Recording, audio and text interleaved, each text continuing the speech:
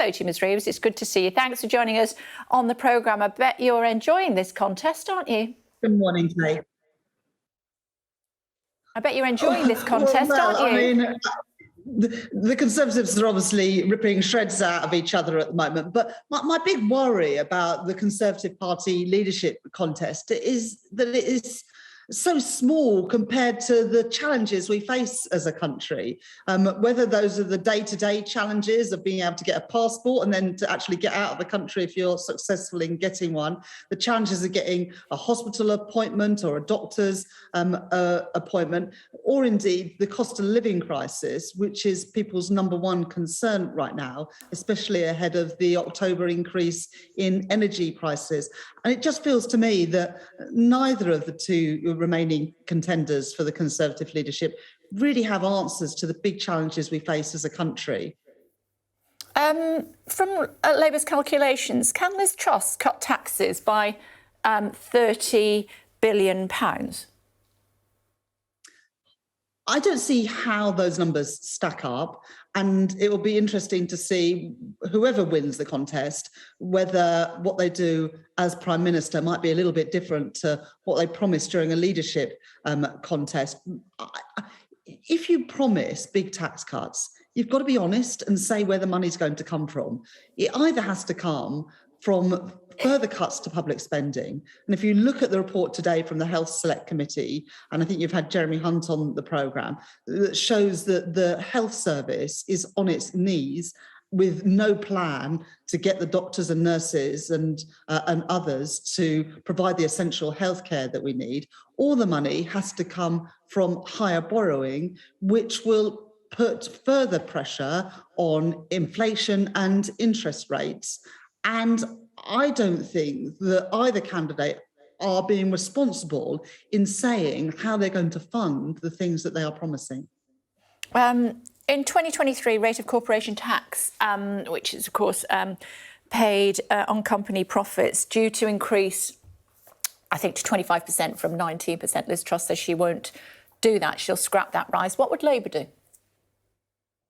Well, my priority, and I've said this before, my priority in terms of business taxation would be to reduce business rates, because business rates are the biggest burden on small businesses and high street businesses. And business rates are paid before you make a penny of turnover, let alone a penny of profit. So as Chancellor, my focus would be on reducing the burden of business rates on smaller businesses and high street businesses. That would be a bigger priority for me than corporation tax cuts. And I've explained how we would fund those cuts in business rates by, for example, extending the digital services tax to bring in more revenue, and by taxing those global multinationals who make huge profits but very rarely pay taxes in the countries in which they operate. That's a very different strategy from what we're seeing from the Conservative leadership contenders, who, as I say, promise tax cuts but don't explain where the money's going to come from. No, but last March, Labour did say it would back a gradual increase in corporation tax. Are you still backing that? Well, look, those are the plans at the moment, and we supported those plans. And as I say, in terms of reducing the burden of taxation on businesses, my priority would be to help smaller businesses and high street businesses rather than that approach that the Conservatives are taking. But look, with all of these things, it's one thing to promise things during a Conservative leadership contest.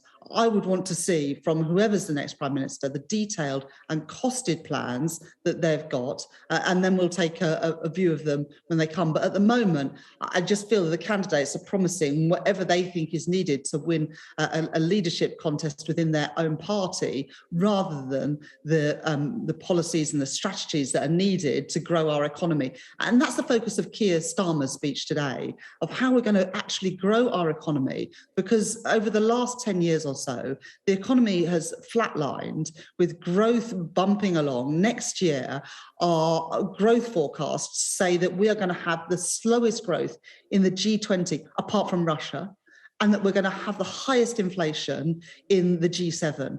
And that is disastrous for the British economy. It's the worst of both worlds, where you have inflation high and rising and growth low and falling. We've got to get out of this vicious spiral and actually have a serious plan for boosting growth. And that's what Keir's speaking about today. OK, so what would he do about a national insurance increase? Would he scrap it? Well, when we had the national insurance increase proposals come to Parliament, Labour MPs voted against it. Rishi Sunak introduced it, and Liz Truss voted for it. Liz Truss is now a convert to our way of thinking, which was to say that national insurance contribution increases was the wrong tax at the wrong time, right in the middle of a cost of living crisis. So we wouldn't have had the national insurance contribution increase if people it is raising 12 billion quid a year, isn't it, for social care and the NHS? So where would that money come from? Well, the Chancellor got rid of half of his increase in national insurance contributions, so it wouldn't raise quite that amount of money.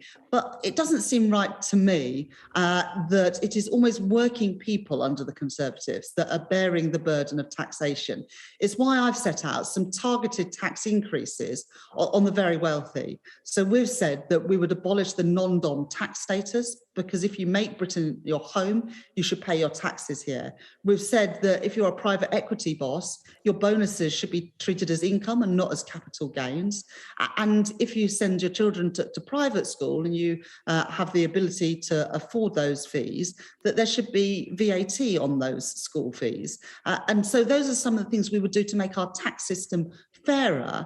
Whereas under the Conservatives, with the 15 tax rises we've seen in the last 2 years, the burden of taxation falls time and time again on ordinary working people. And that is not right. It's not fair. And during a cost of living crisis, it makes no economic sense to do that either. Good to talk to you, Rachel Reeves, as always. Thank you.